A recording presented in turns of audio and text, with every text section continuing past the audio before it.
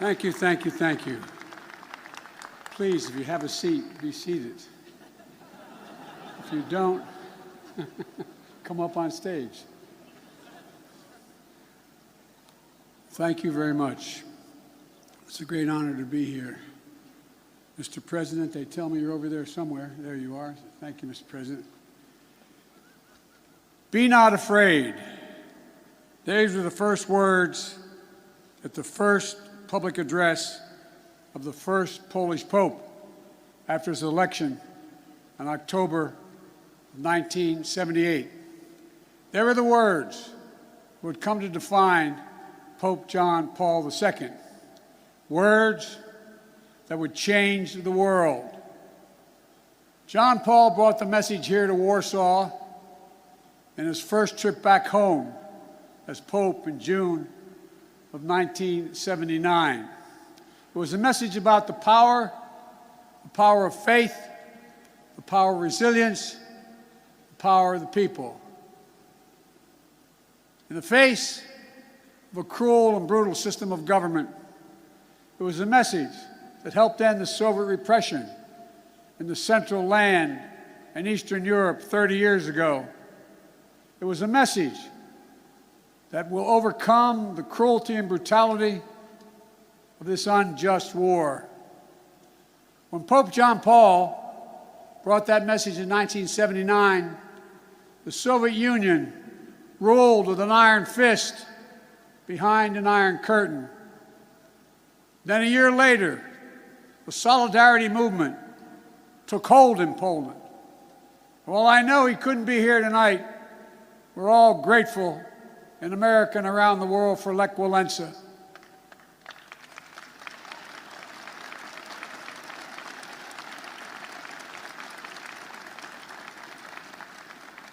Reminds me of that phrase of philosopher Kierkegaard: faith sees best in the dark.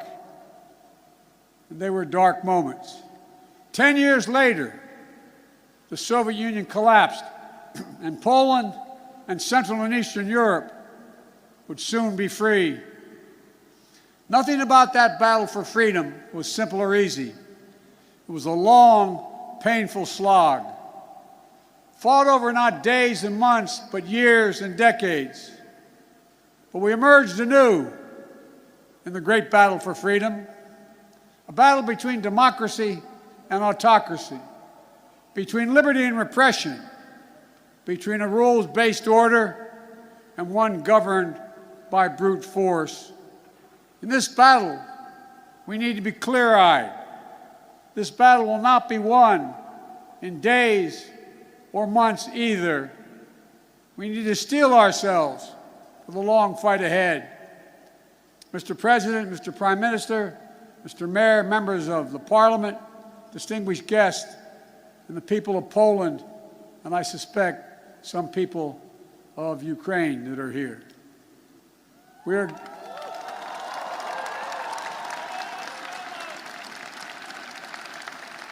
gathered here at the Royal Castle in this city that holds a sacred place in the history of not only of Europe, but humankind's unending search for freedom. For generations, Warsaw has stood where liberty has been challenged and liberty has prevailed. In fact, it was here in Warsaw when a young refugee who fled her home country from Czechoslovakia was under Soviet domination came back to speak and stand in solidarity with dissidents. Her name was Madeleine Albright. She became one of the most ardent supporters of democracy in the world. She was a friend with whom I served, America's first woman Secretary of State. She passed away 3 days ago. She fought her whole life for essential democratic principles. And now, in the perennial struggle for democracy and freedom, Ukraine and its people are in the front lines, fighting to save their nation. And their brave resistance is part of a larger fight for an essential democratic principles that unite all free people. The rule of law, fair and free elections, the freedom to speak, to write, and to assemble, the freedom to worship as one chooses, freedom of the press. These principles are essential in a free society. But they have always been under siege. They've always been embattled. Every generation has had to defeat democracy's moral foes. That's the way of the world. For the world is imperfect, as we know, where the appetites and ambitions of a few forever seek to dominate the lives and liberty of many. My message to the people of Ukraine is a message I delivered today to Ukraine's foreign minister and defense minister, who I believe are here tonight. We stand with you, period.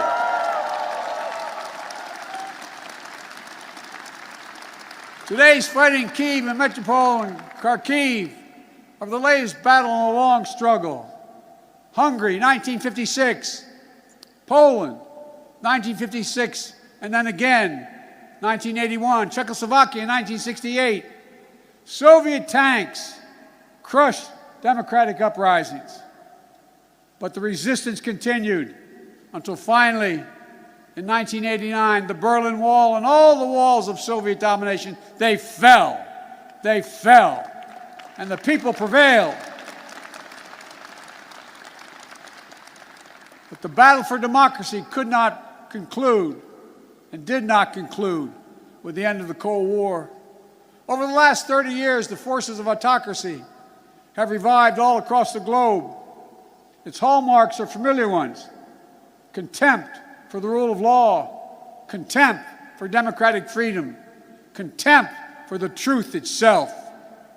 Today, Russia has strangled democracy, has sought to do so elsewhere, not only in its homeland.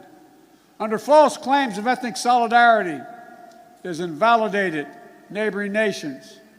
Putin has the gall to say he's de-Nazifying Ukraine. It's a lie. It's just cynical. He knows that. And it's also obscene. President Zelensky was democratically elected. He's Jewish. His father's family was wiped out in the Nazi Holocaust. And Putin has the audacity, like all our autocrats before him, to believe that might will make right. My own country, a former president named Abraham Lincoln, voiced the opposing spirit to save our union in the midst of a civil war. He said, "Let us have faith that right makes might." Right makes might. Today, let us have that faith again. Let us resolve to put the strength of democracies into action to thwart the designs of autocracy. Let us remember that the test of this moment is the test of all time. The Kremlin wants to portray NATO enlargement as an imperial project aimed at destabilizing Russia. Nothing is further from the truth. NATO is a defensive alliance. It has never sought the demise of Russia. In the lead up to the current crisis, the United States and NATO worked for months to engage Russia to avert war. I met with them in person, talked to them many times on the phone. Time and again, we offered real diplomacy and concrete proposals to strengthen European security, enhance transparency, build confidence on all sides. But Putin and Russia met each of the proposals with disinterested in any negotiation, with lies and ultimatums. Russia was bent on violence from the start. I know not all of you believed me and us when we kept saying, they are going to cross the border, they are going to attack. Repeatedly, he asserted we had no interest in war, guaranteed he would not move. Repeatedly saying he would not invade Ukraine. Repeatedly saying Russian troops along the border were there for training, all 180,000 of them. There is simply no justification or provocation for Russia's choice of war. It's an example of one of the oldest human impulses, using brute force and disinformation to satisfy a craving for absolute power and control. It's nothing less than a direct challenge to the rule-based international order established since the end of World War II. And it threatens to return to decades of war that ravaged Europe before the international rule-based order was put in place. We cannot go back to that. We cannot. The gravity of the threat is why the response of the West has been so swift and so powerful and so unified, unprecedented and overwhelming. Swift and punishing cost are the only things that are going to get Russia to change its course. Within days of his invasion, the West has moved jointly with sanctions to damage Russia's economy. Russia's central bank is now blocked from the global financial system, denying Kremlin's access to the war fund that's stashed around the globe. We've aimed at the heart of Russia's economy by stopping the imports of Russian energy to the United States. To date, the United States has sanctioned 140 Russian oligarchs and their family members, seizing their ill-begotten gains, their yachts, their luxury apartments, their mansions. We've sanctioned more than 400 Russian government officials, including key architects of this war. These officials and oligarchs have reaped enormous benefit from the corruption connected to the Kremlin. And now they have to share in the pain. The private sector is acting as well. Over 400 private multinational companies have pulled out of doing business in Russia, left Russia completely, from oil companies to McDonald's. As a result of these unprecedented sanctions, the ruble almost is immediately reduced to rubble. The Russian economy, that's true, by the way, takes about 200 rubles to equal $1. The economy is on track to be cut in half in the coming years.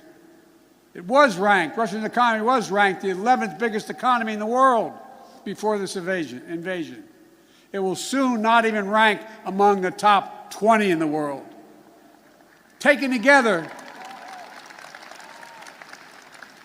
these economic sanctions are a new kind of economic statecraft with the power to inflict damage that rivals military might.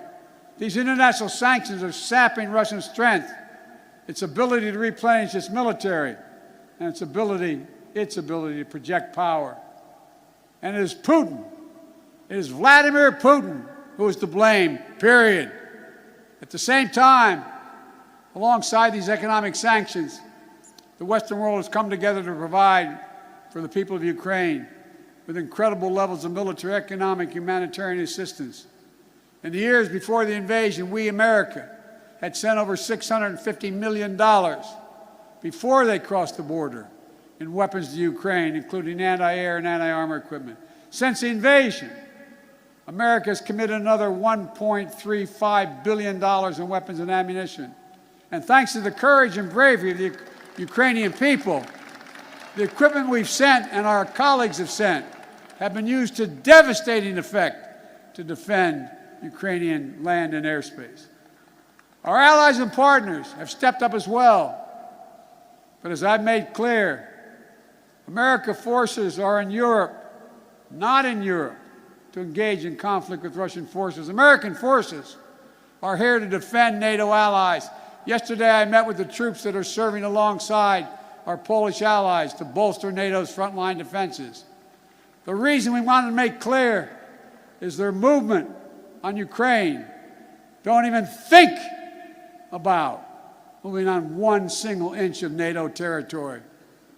We have sacred obligation.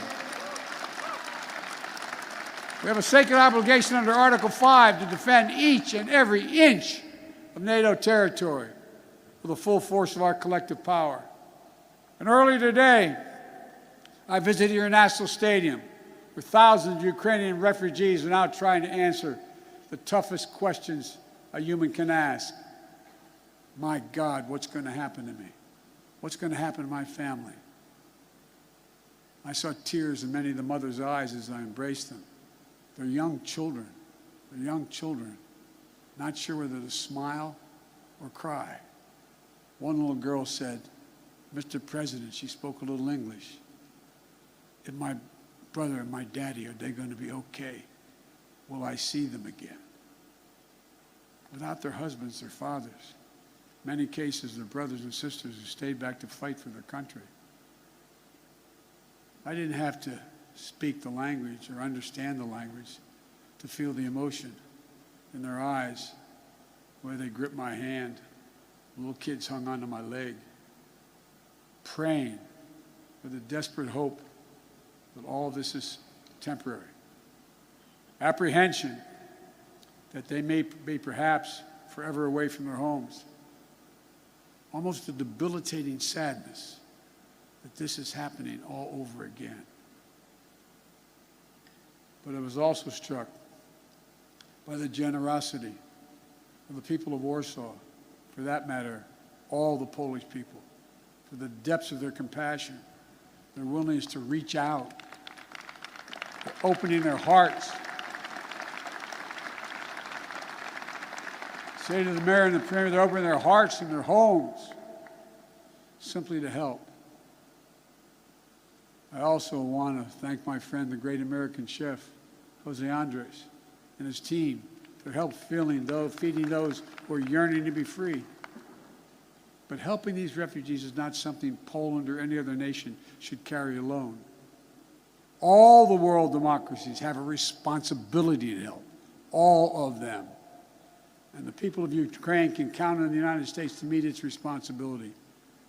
I've announced 2 days ago we will welcome 100,000 Ukrainian refugees. We already have 8,000 a week coming to the United States of other nationalities. We'll provide nearly $300 million in humanitarian assistance, providing tens of thousands of tons of food, water, medicine, and other basic supplies. In Brussels, I announced the United States is prepared to provide more than $1 billion in additional humanitarian aid. The World Food Program told us that despite significant obstacles, at least some relief is getting to major cities in Ukraine, but not Metropole, not Mariupol, because Russian forces are blocking relief supplies. But will not cease our efforts to get humanitarian relief wherever it is needed in Ukraine and for the people who have made it out of Ukraine. Notwithstanding the brutality of Vladimir Putin, let there be no doubt that this war has already been a strategic failure for Russia, already.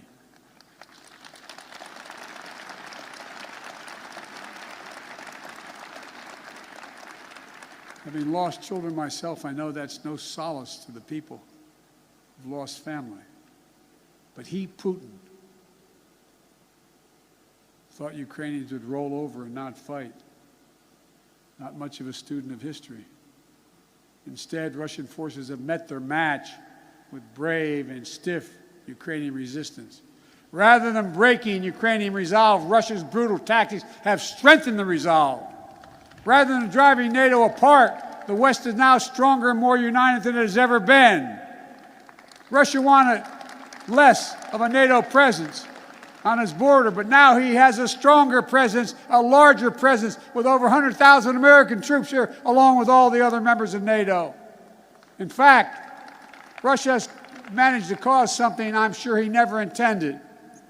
The democracies of the world are revitalized with purpose and unity found in months that we'd once taken years to accomplish. It's not only Russia's actions in Ukraine that are reminding us of democracy's blessing. It's our own country, his own country, the Kremlin. It's jailing protesters. 200,000 people have allegedly already left. There's a brain drain leaving Russia, shutting down independent news. State media is all propaganda, blocking the image of civilian targets, mass graves, starvation tactics of the Russian forces in Ukraine. Is it any wonder, as I said, that 200,000 Russians have all left their country in 1 month? A remarkable brain drain in such a short period of time. Which brings me to my message to the Russian people. I've worked with Russian leaders for decades.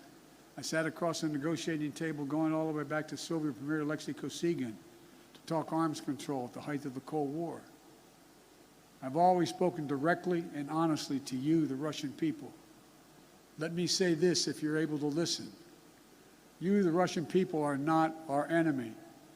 I refuse to believe that you welcome the killing of innocent children and grandparents, or that you accept hospitals, schools, maternity wards, and for God's sake, being pummeled with Russian missiles and bombs, or cities being surrounded so that civilians cannot flee, supplies cut off, and attempting to starve Ukrainians into submissions. Millions of families are being driven from their homes, including half of all Ukraine's children. These are not the actions of a great nation. Of all people, you, the Russian people, as well as all people across Europe, still have the memory of being in a similar situation in the late 30s and 40s. Situation in World War II, still fresh in the minds of many grandparents in the region. Whatever your generation experienced, whether it experienced the siege of Leningrad or heard about it from your parents and grandparents, train stations overflowing with terrified families fleeing their homes, nights sheltering in basements and cellars, mornings sitting through the rubble in your homes. These are not memories of the past, not anymore, because it's exactly what the Russian army is doing in Ukraine right now. March 26, 2022, just days before you were a 21st century nation with hopes and dreams that people all over the world have for themselves and their family. Now, Vladimir Putin's aggression have cut you, the Russian people, off from the rest of the world. And it's taking Russia back to the 19th century. This is not who you are. This is not the future you deserve for your families and your children. I'm telling you the truth. This war is not worthy of you, the Russian people. Putin can and must end this war. The American people will stand with you and the brave citizens of Ukraine who want peace. My message to the rest of Europe, this new battle for freedom has already made a few things crystal clear. First, Europe must end its dependence on Russian fossil fuels, and we, the United States, will help.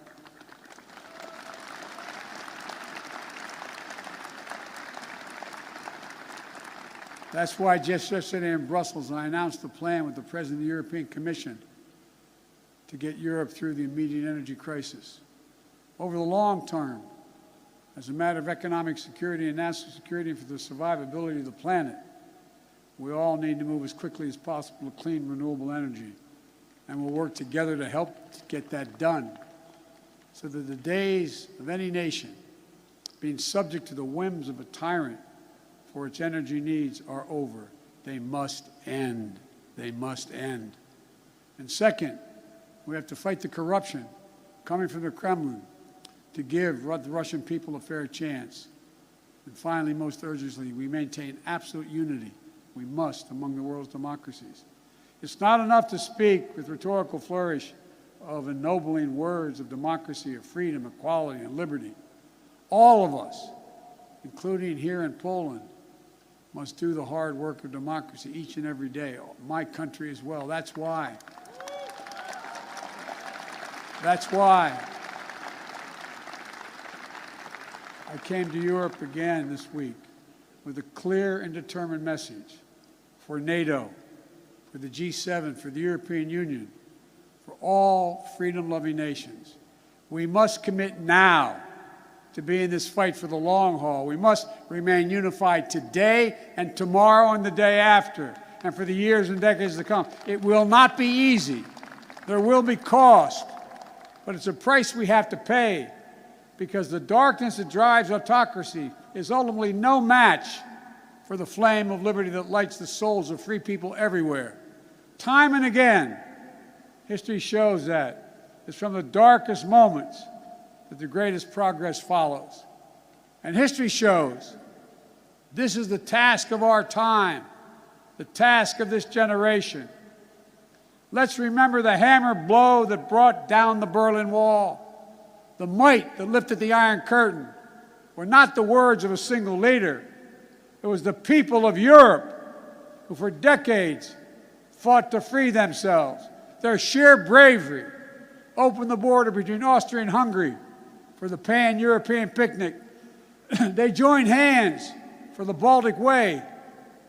They stood for solidarity here in Poland. And together, it was an unmistakable and undeniable force of the people that the Soviet Union could not withstand. And we're seeing it once again today with the brave Ukrainian people showing that their power of many is greater than the will of any one dictator.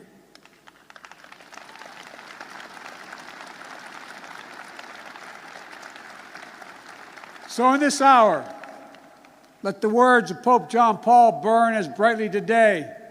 Never, ever give up hope. Never doubt. Never tire. Never become discouraged. Be not afraid.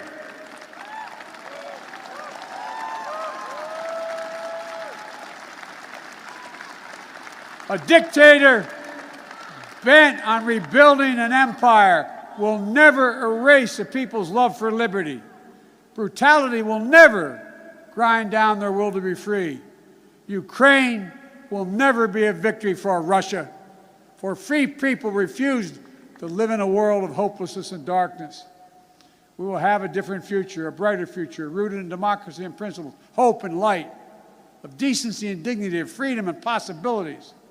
For God's sake, this man cannot remain in power. God bless you all, and may God defend our freedom, and may God protect our troops. Thank you for your patience. Thank you. Thank you.